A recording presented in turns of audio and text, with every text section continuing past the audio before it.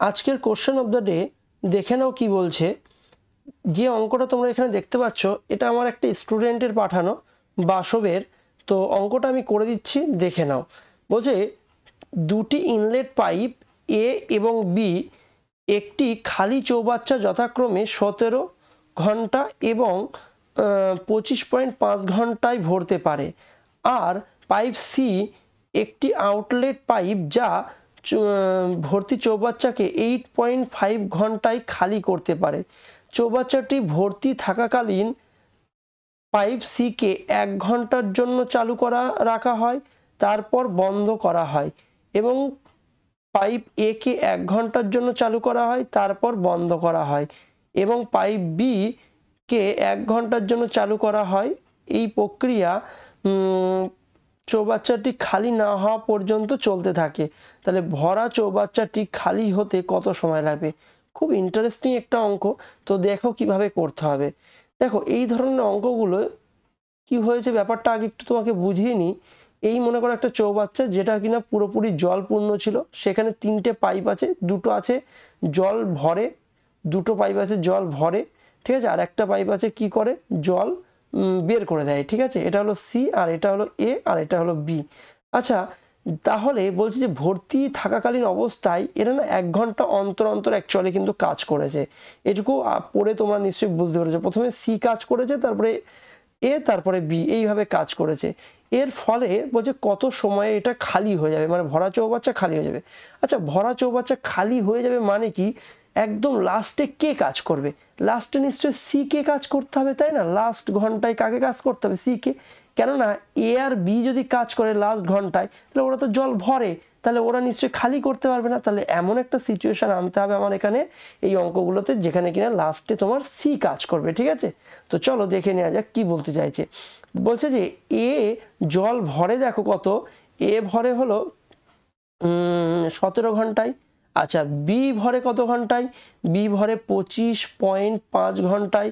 আর C দেখো খালি করে কত ঘন্টায়? সি খালি করে হলো 8.5 ঘন্টায়। তাহলে মোট কত জল ধরে? আমি বলবো এদের লসাগু। এদের লসাগু মানে 17, 25.5 আর 8.5। এদের যদি লসাগু দেখো, তাহলে সবসময় লসাগু করতে গেলে না বড় সংখ্যাটা নিয়ে নিতে হয়, অর্থাৎ 25.5 নিয়ে নাও। আচ্ছা, এই 25.5কে কি 17 দিয়ে ভাগ করা যায়? হ্যাঁ, 17 দিয়ে ভাগ করা যায়। 8.5 দিয়েও কি ভাগ করা যায়? হ্যাঁ, যায়। তাহলে এটাই হয়ে যাবে ডাইরেক্ট এদের লসাগু। হ্যাঁ, তাহলে 17 দিয়ে যদি ভাগ করি, 17কে 17, 5 17 85, মানে 1.5 হচ্ছে এই এখানে। আর 25.5 দিয়ে ভাগ করলে এখানে 1 হচ্ছে। আর 8.5 দিয়ে যদি ভাগ করি, 8 3 8 24, 3 দিয়ে ভাগ যাবে। হ্যাঁ, তাহলে সি পাইপের যে ক্ষমতা সেটা কিন্তু মাইনাস ক্ষমতা। কেন? জল যেহেতু বার করেও।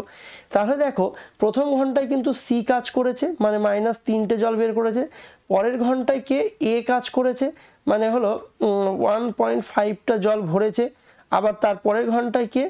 বি জল ভরেছে কত? 1। তাহলে এই আলটিমেটলি 3 ঘন্টায় কত কাজ হয়েছে আমি একটু বের করে রাখবো। তাহলে বলবো 3 ঘন্টায় কাজ হয়েছে, 3 ঘন্টায় কাজ হয়েছে, 3 থেকে 1.5 বাদ গেলে 1.5, আরও 1 বাদ গেলে 0.5। আচ্ছা, 0.5, তাই তো? 0.5 মানে কত? হাফ। তাহলে আমি বলবো 3 ঘন্টায় কত কাজ হয়েছে? হাফ অংশ কাজ হয়েছে। আচ্ছা, তুমি জানো এই যে 25.5 কাজ পুরোপুরি করিয়ে দিও না এদেরকে দিয়ে। হ্যাঁ, 25.5 কাজ করিয়ে দিলে কি হবে এক্ষেত্রে দেখে নাও। তাহলে মানে এখানে 1.5, মানে হাফ, তো হাফ কাজ হয়েছে 3 ঘন্টায়। এবার এটাকে যদি 25.5 ডাইরেক্ট বানাও, তাহলে কি হবে বলো তো বিষয়টা?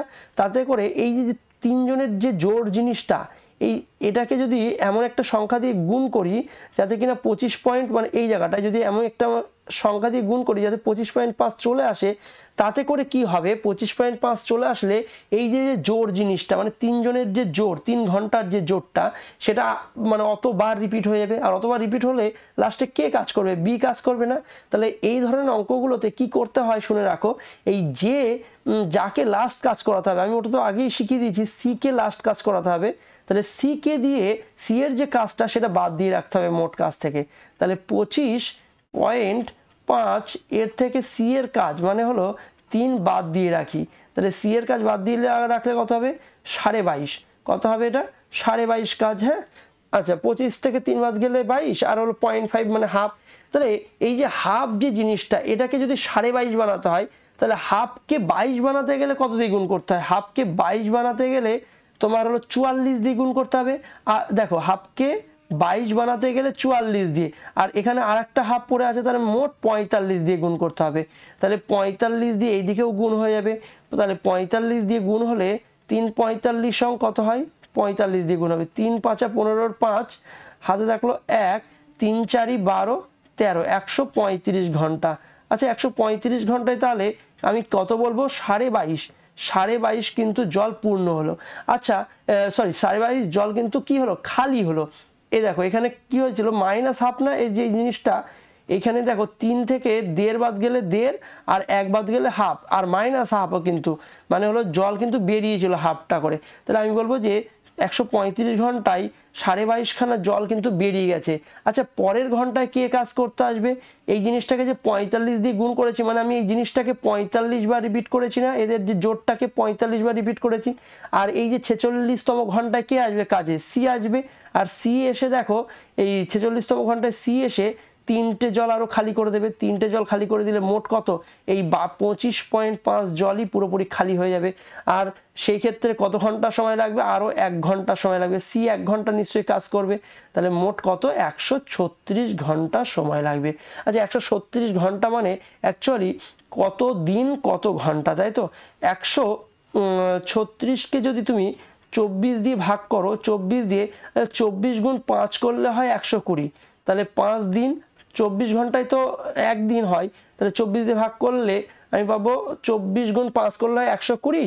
তার মানে 5 দিন হয়ে গেল, আর হলো 16 ঘন্টা এক্সট্রা পড়ে রয়েছে। তাহলে 5 দিন 16 ঘন্টা, অর্থাৎ অপশান সি হলো এক্ষেত্রে আমার কারেক্ট অ্যান্সার।